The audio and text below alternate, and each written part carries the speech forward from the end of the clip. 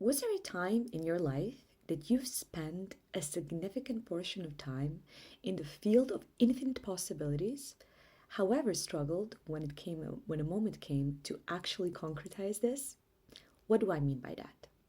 We have the access to the field of infinite possibilities every day, all the time, every single moment.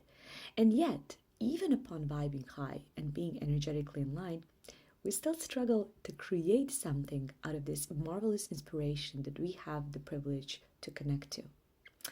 I came to realize that yes, stories that we say to ourselves can be a part of that, but when we're truly in the field, stories don't matter. What does matter is the grounding. What does matter is to connect to our human self and to be equally connected with our human self as with our divine self.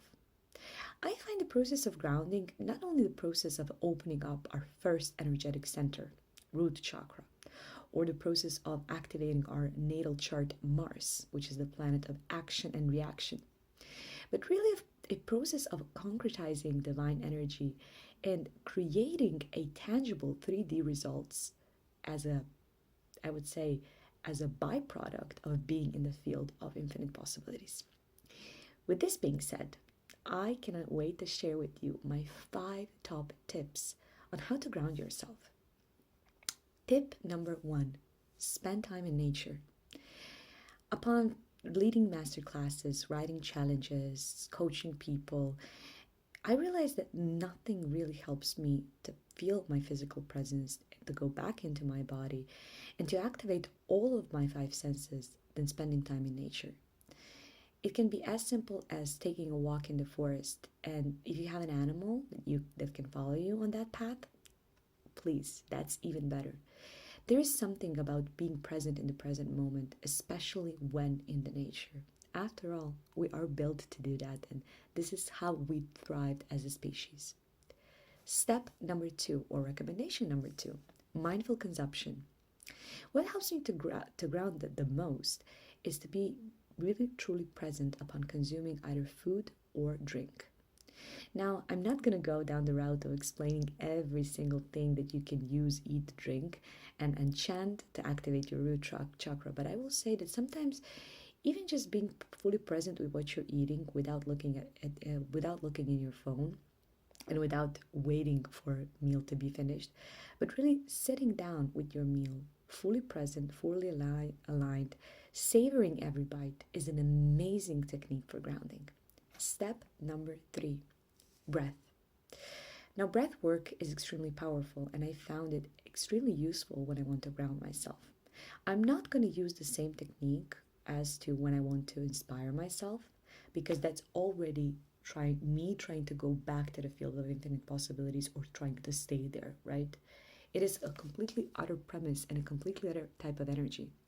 If my whole purpose is to go back into my body and be more present in this 3D reality as a human being, I'm going to use a different technique than if my premise is to go into the field or stay in the field. With that being said, I find simplicity to be the answer here. Simple exercises such as breathing in through one nostril and breathing out through another, and repeating that in a circles of 5 or 10, I found to be an amazing tool to really truly be grounded in right now. Step number 4, mindful exercise. Now, you're gonna say, right, but Tana, you told me to walk with the dog already if I have one, and if not, just to walk by myself in the nature. And yes, that is a big part of it, but that is just a part of it.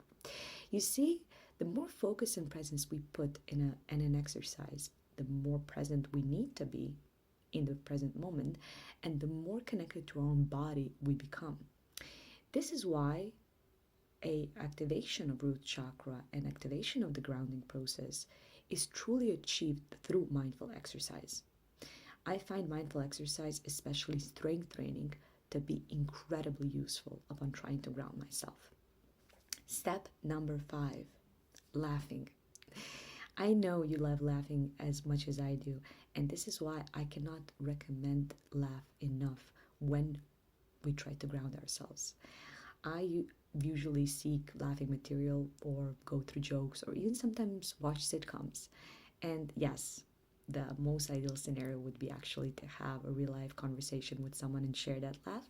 But in a lack of that, I find other ways to laugh, or at least to ask myself, how can I find fun in whatever I'm doing? You see, amusement, having fun, being playful is also huge part of grounding, because it allows us to express the inner child, which, if it gets bored, doesn't want to do any of the chores. So this was it. This was my top 5 tips on how to ground yourself. I hope you found them useful, and I'll see you in the next video.